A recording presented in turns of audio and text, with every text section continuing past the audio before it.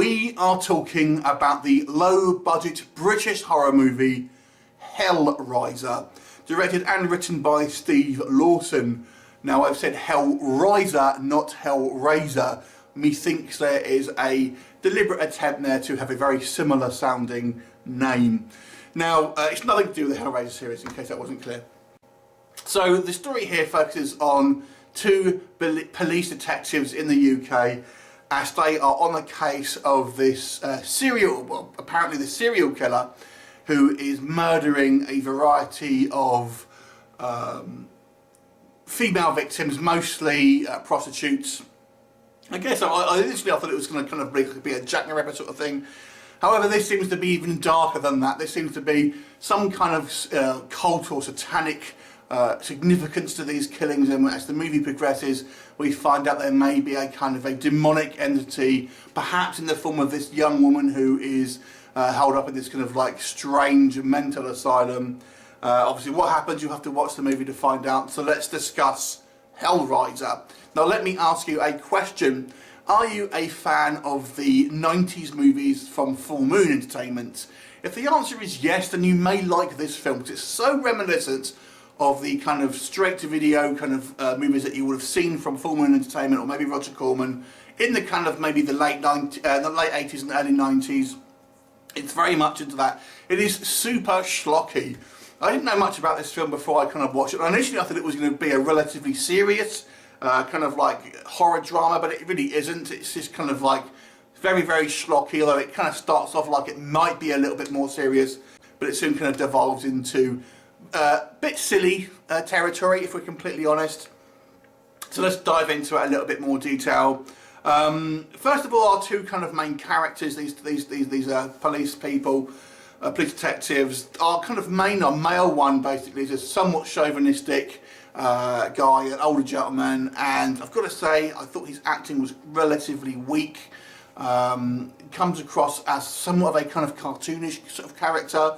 The female detective who is kind of brought onto the case, I thought was a little bit of a better actor here, although she doesn't quite have as much screen time or as much to do in the actual story itself.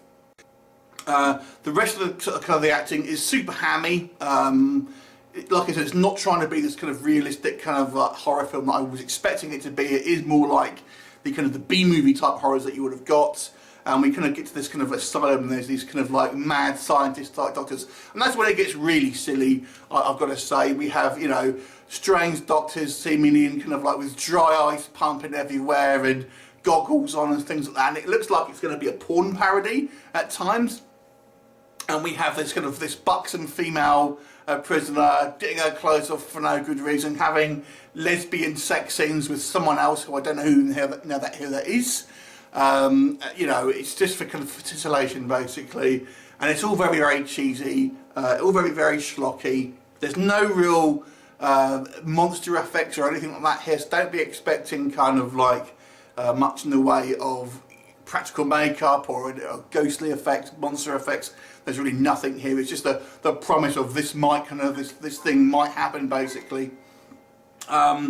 Ultimately, I didn't feel this movie had a lot to really offer, unless you like really kind of cheesy kind of like B movies, and you kind of like just a kind of a bad movie watch on a one evening basically. I mean, there's boobs in here, and you know, you have some pretty women, I guess, and so I guess it starts off with an interesting premise, and I did like the kind of the idea of this kind of like this satanic kind of serial killer type situation.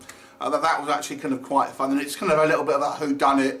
So there is some ideas here that I felt were potentially quite good. And obviously our main suspect is, you know, how can they be doing these murders if they are behind these bars and things like that? So is it something else?